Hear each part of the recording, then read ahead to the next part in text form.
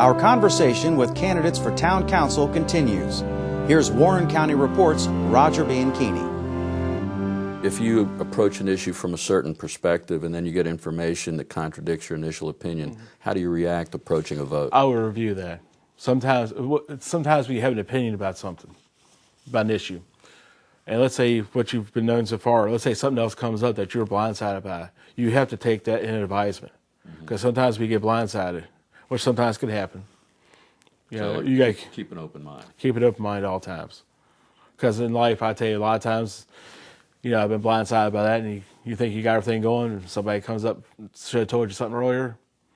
Like some of my favorite things, people says, well, I don't know, but as soon as you get done with something blows on your face. Well, I could have told you that. Well, I didn't tell you what I asked you. You know, people got to understand, you know, as long as we got all the information out there first, we can work better with it. You're a rookie political candidate, to my knowledge. Yes. Why should people be confident that you bring the qualifications to the table to be an effective town councilman? I reviewed a lot of things the town has done over the last few years, and I see where they've done good things. It hasn't been many bad things. But the one thing I thought was really bad was they tried to raise taxes during the middle of recession. That's not a good situation. Unfortunately, the town council stayed at 1 o'clock in the morning to find that out. I left around 9 that night because I wasn't feeling good, and I had to leave around 9 that night, unfortunately. You missed the best part of the party. I heard. Or maybe it was the worst part. I'm not sure at this point.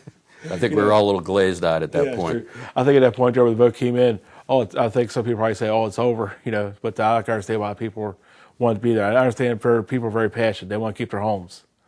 And the interesting thing is, I do deliver newspapers in the morning. There's a lot of families who have accepted other families into their homes because what's going on right now, because of recession, because they've lost their homes.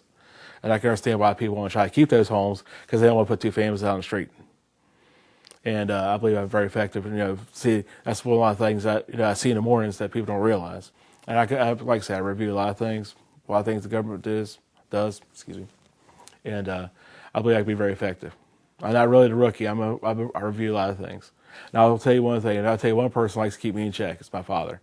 He knows a lot of things, and whenever sometimes we have breakfast, we talk about a few things that's going around town. He says, well, Rob, maybe we should look at this. And a lot of times, Dad looks at things differently. What the thing about it is about my father is that he sees where you're coming from, and sometimes he likes to bring you to the other side and say, take a look at it this way. And I try to look at it. That's why I say I always look at all sides. My father's really put me on that. That's one thing I've learned. It's good when Daddy can teach you to look at things and keep a perspective. That's true.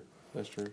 I was going to ask you, were you surprised at getting a Tea Party endorsement considering you don't have a political track record? But when you told me that Mr. Radigan is your campaign manager, I said, well, that may explain a little bit. Actually, to be honest with you, Mr. Radigan kept me in the dark about that. He says, Robbie, you'll find out tomorrow morning because you'll find out who it is.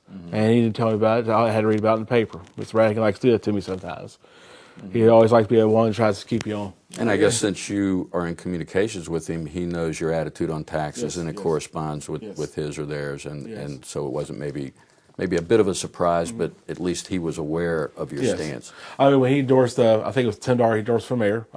He told me he was going to do that already, so I wasn't surprised. He had talked to a lot of people about that. I was surprised that when he endorsed me because I thought, he could go over somebody else. But I think it was Hrbek, and I believe, who was the other one? I can't quite remember, but I know Hrbek was possibly a good chance. Right. And I figured, that's his best friend. I think he probably had a little, he knew it was better off. I asked Bret if he was surprised because he had supported the initial real estate and personal property tax increase. But anyway, Robbie, I want to thank you for being here. Thank you, Roger, for bringing me in and inviting me in. I really appreciate it. I'm glad for this opportunity, and I hope I can serve as citizens of Front Royal if I get a chance to. And I hope I like everybody. Hopefully, I ask for the vote on May 4th.